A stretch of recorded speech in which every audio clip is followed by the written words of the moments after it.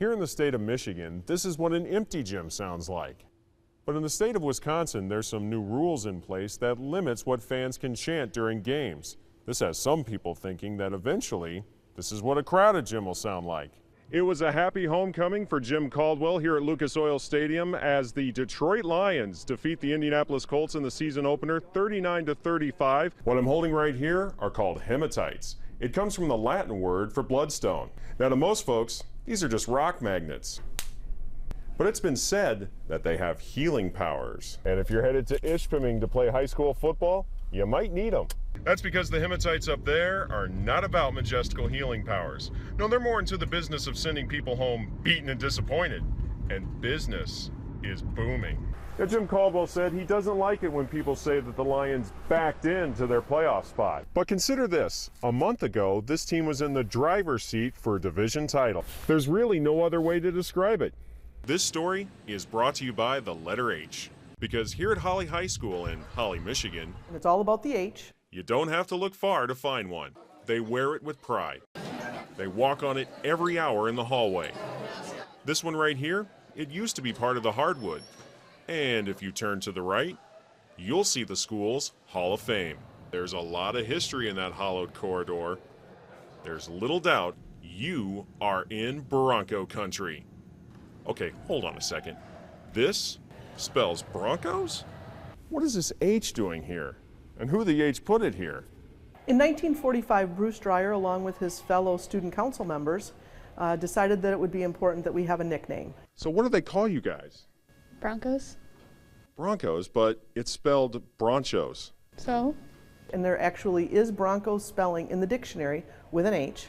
Now my phone here, it thinks we're in Denver because it keeps wanting to spell Broncos the same way the defending Super Bowl champs do. But there is a perfectly good explanation as to why there's an H in the name. I'll let these guys spell it out for you. B-R-O-N-C-H-O-S, Broncos, Holly Broncos, let's go! It's because when you sing a little fight song ditty, B-R-O-N-C-H-O-S, it just flows better with an H than without an H. Bruce Dreyer wanted something unique when he was looking for his school's nickname. Well, what he came up with has been turning heads even in this town for decades. The Holly Bronchos. I think it sounds a lot like nachos. They always say it's Bronchos, and I always have to correct them, but it's kind of funny. The H may be silent. H stands for Holly. But their fans are not. I love Holly! Holly is where the heart is.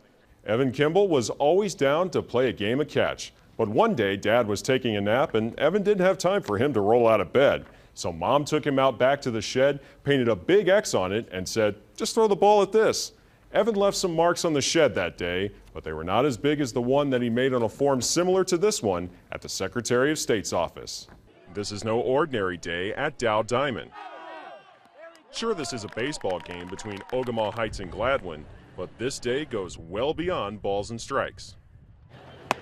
This is a day to honor a young ball player whose actions made him a hero to many, but they didn't happen in the batter's box. 18-year-old Evan Kimball had it all. He had the girl, and he had a spot on the Aquinas College baseball team. Evan was a very giving, funny young man. He loved his community, his family, his friends. On October 10, 2015, Evan's life tragically ended in a car crash. As devastating as that was for his parents, his mother Lydia couldn't help but think back to that day she took him to get his driver's license. I had walked out. He came out after me and said, "Hey, Mom, I checked the little box."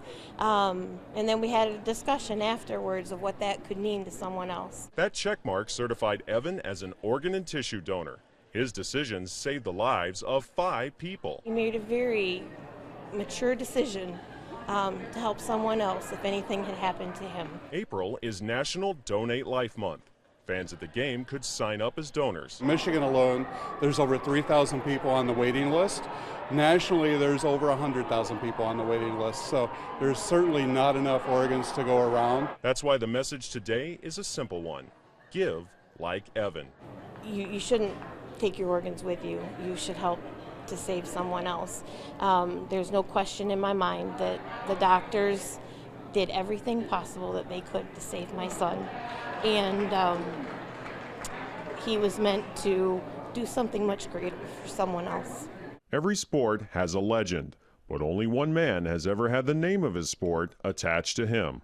He's Mr. Hockey. You know, he helped put hockey on the map. You know, you don't really see a Mr. Football, a Mr.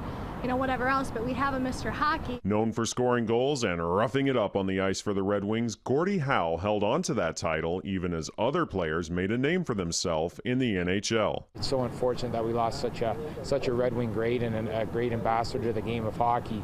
But all the tributes that are going to come out now, I know I'm just going to sit back and read these and just, remember Gordie Howe and what he meant to me and what he meant to the Detroit Red Wings. For 6 decades, there was no stopping number 9.